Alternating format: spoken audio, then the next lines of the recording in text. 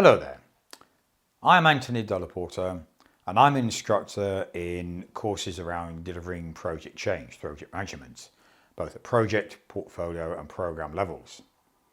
But most of the change actually gets delivered through projects. Programs just happen to look overall as an overseer of projects, as a group of them, and portfolios look at the bigger picture from an organisational strategic perspective. So it's all about projects delivering the change that you want to have. I mean, we run projects even in our own domestic life, quite honestly. Just in business, we tend to do that a little bit more formally with a little bit more control in place sometimes. So I've put this course together called How to Run a Project. And I'm going to go through the key elements of that course right now as an overview as to how to run a project. Because if you've never been involved in one or about to be or been running one and not quite sure that it's really going the way it ought to run, then this will hopefully put some structure behind a reasonable view of how a project actually runs from start to finish. And then I'll talk a bit more at the end about how maybe you can get some more detail from that. So what is very important actually is in an organisation, coming out of an organisational operational change, or even just from high level, from strategic change, someone will have decided we need to change something, we need to add something, or we need to alter the way we're doing things. So not all change is around problems, by the way. It could be putting a new process in place, relocating an office, putting up a big DC, or just adding a new product to your line. Somewhere from there comes the idea that we need to do something. So the business at the high level will obviously look at that and decide how we got the budget. Do we know what time frame we want to do this in? Do we understand the benefits, which you often missed out at the beginning? Do we understand the benefits? And is it something that we think we want to do for our organisation? That's usually linked to sustainability and reputation to a certain extent as well.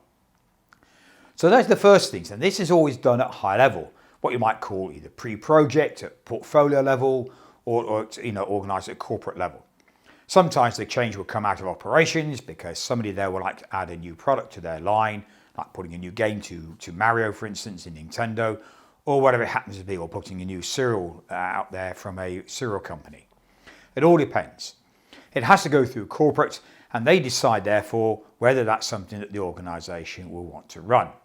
Now, the reason why this is quite important, because some changes can happen from an operational perspective, and other changes need a bit more formality around them, certainly more formal governance around them, and need to go into a separate environment, the project environment, to run these so we can make sure that the change we're putting in place is relevant and going to work before we let it loose onto operations.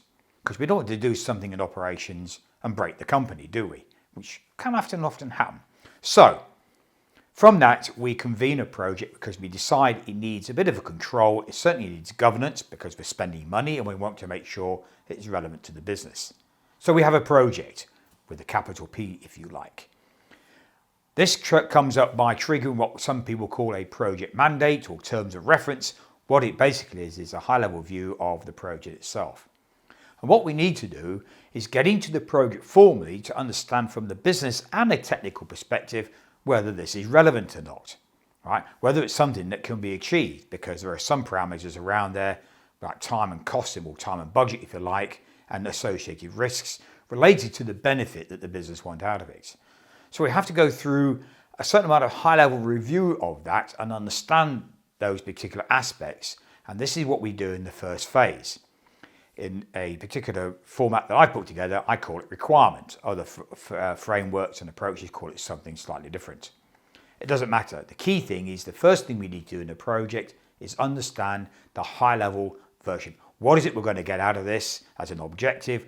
What's that objective going to achieve for me from a point of view of the benefits? And this is what the business needs to know. Once we've established that and realised that this is something we want to take further forward, the next thing to understand is a lot more detail about who's going to get involved in it, what the product actually is, and therefore how we're going to deliver the solution. So this will take us to the next phase.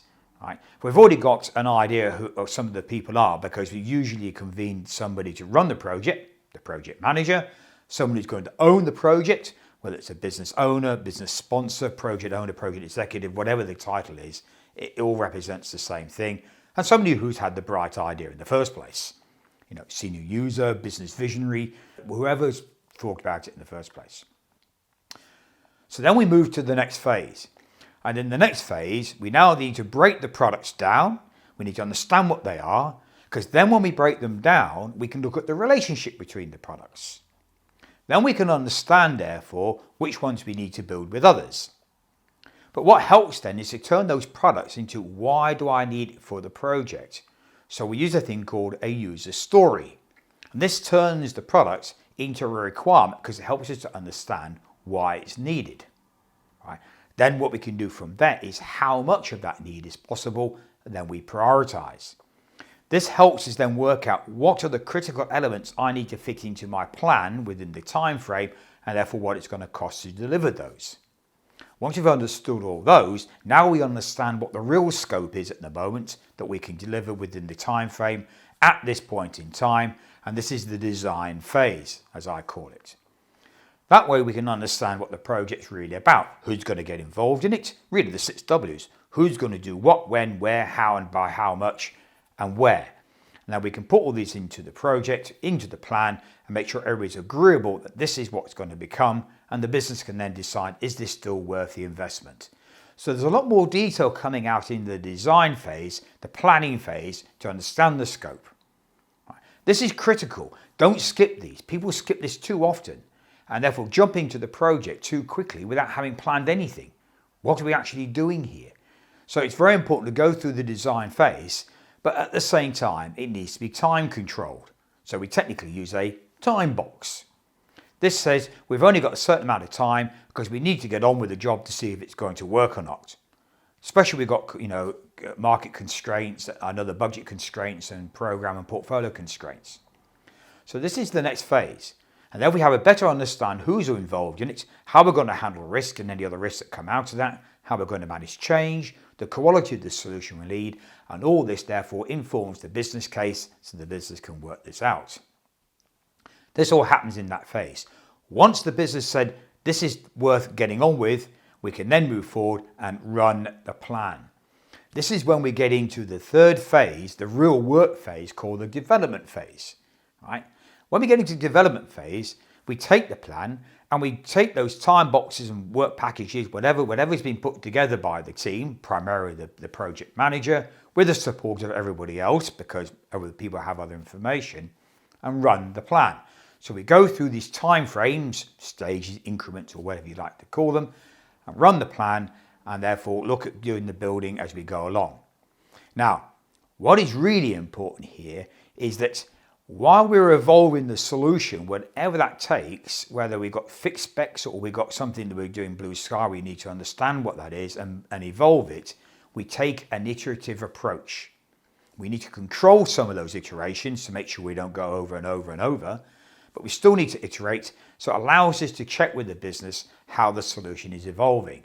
This makes sure the business are engaged and it gets built the way they need it to work.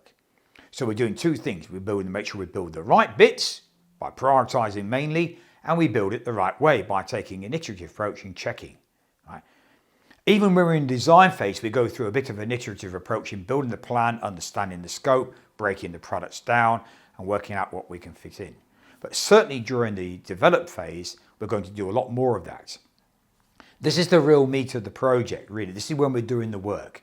And so the PM's there controlling the work, keeping an eye on what's happening, make sure the teams are free, following up any issues, handling any risks that they've already identified, and making sure that everybody's ready to do the work and have got what they need to carry on.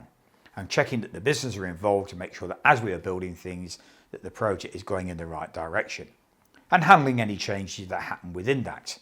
So during the whole project at this point, we're testing, we're monitoring, and we're checking the development of the solution and making sure it's working right, and therefore attending to those issues when it's not doing so well or the solution isn't coming out the way we need to do it.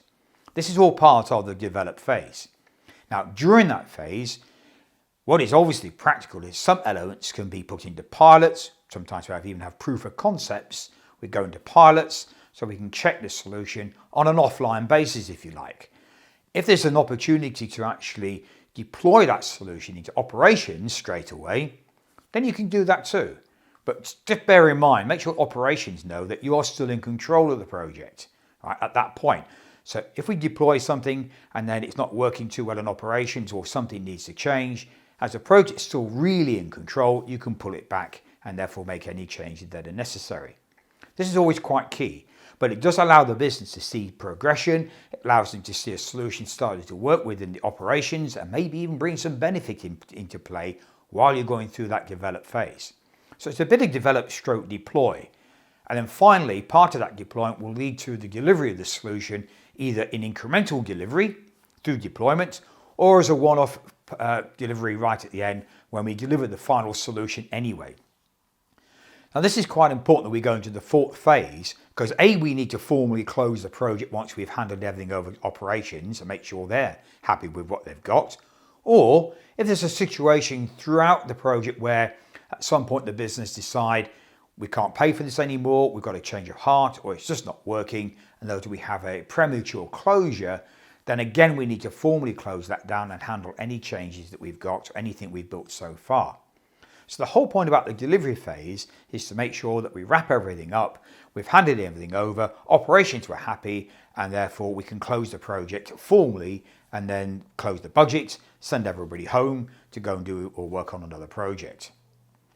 So this is a high-level view. Now, it's not sequential in any means. There are sequential phases because there are different activities within the four main phases. Requirement, what's the project about at high level? Design, making sure we put a sensible plan together and understanding what we can actually get built at that point in time, because it will change throughout development anyway. We're moving development and run the plan.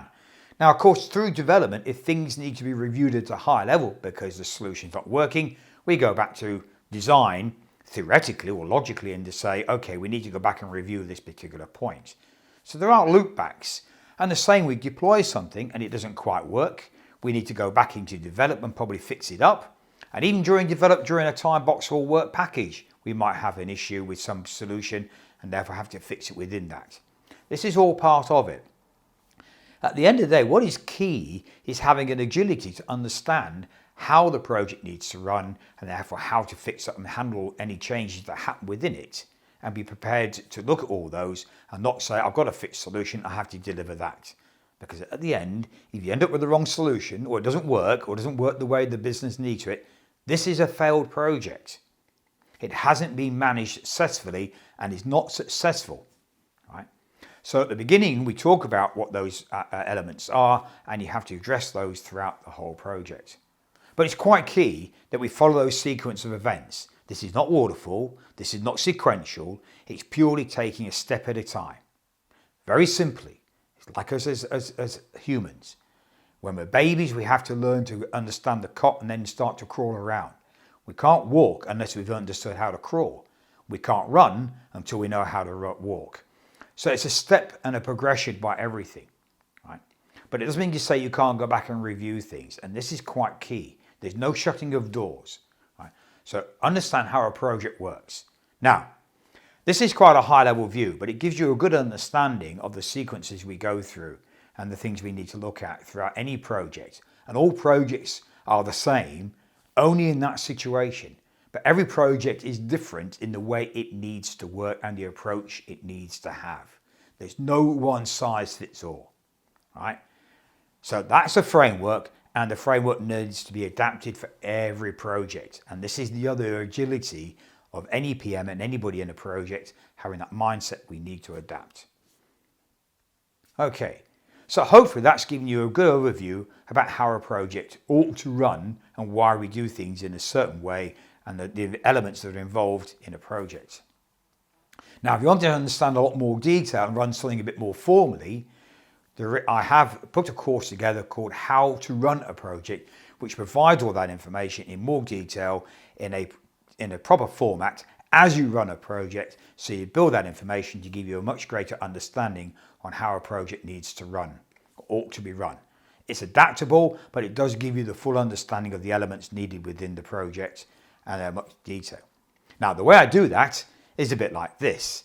the way I've run this particular element. And if you've seen any other of my videos on YouTube or anywhere else, you'll see that the way I do that is actually I have a whiteboard and I draw the way through the course. So you build an understanding as I draw a way through each element of the course, whether it's looking at project levels, understanding risk, looking at product-based planning, or looking at how we handle change, putting the plan together. All these elements are drawn and explained in relationship to their particular topic. So you build the picture as you go along, right? And therefore the course is built up as you are in a classroom, but with a whiteboard. No slides, no animation, it's just me explaining to you how to work. If you're very interested in doing that, there'll be a link at the bottom where you can click and take you to the platform where the course is run. And I hope you do that. I would invite you to go and do that, because this will give you in good stead on real understanding on how to run a project from a practical understanding of the course. So thank you for listening, and I look forward to seeing you on the platform.